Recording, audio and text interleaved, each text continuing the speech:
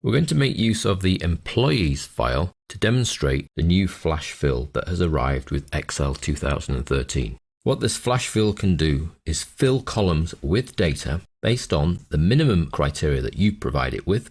Things that previously would have to have been done by some quite complicated formulas in some cases can now be done with the one tool called flash fill.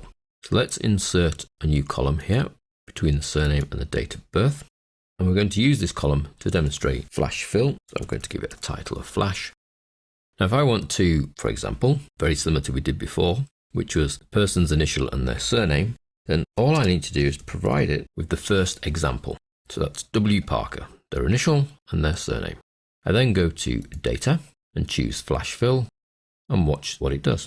It fills the rest of that column with what it feels is the correct match for what I've provided it with. So I have to give it a pattern to work, and then it works to that pattern. I gave it the initial and the surname, and it filled the rest of the column. Now these are actual text values, they're not even formulas as I've done before. So it's gone and created those values. If I then want to change my mind, say actually let's have Mrs. W. Parker, and then press return, because I've already used flash fill on this column, it then picks up that I've made a change to the template cell effectively, and then flash fills the rest of the column. You see there's a little flash fill option has appeared here, and in the pop out I can actually undo the flash fill. So if it kicks in and I didn't want it to, I can undo it, or I can just accept the suggestions, in which case it will keep, as it's done, the title, the initial and the surname. So if I'm happy with the suggestions, I click accept suggestions, or I can choose to select all 105 cells because I want to delete what it's done would be a good option. So I'm going to accept its suggestions. Now it doesn't just have to work on columns adjacent.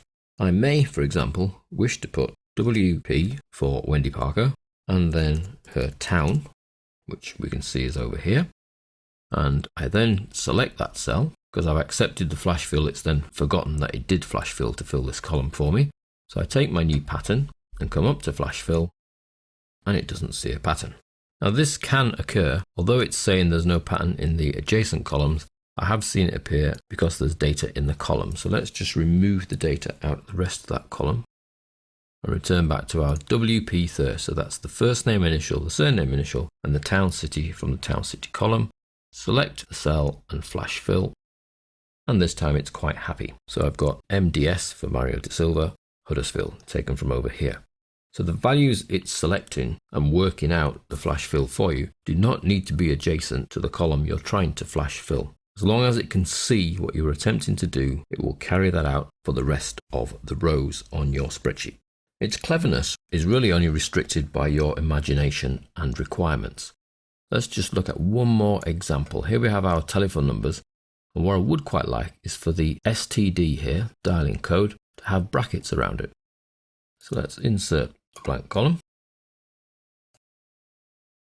And if I give it one example, which is to take the value on the left and return, then go back to that value and try flash fill to see if it's recognized what I've done. And it comes down the whole column and quite happily places an open and a closed bracket around what effectively is the first batch of numbers, which just happens to be the dialing code.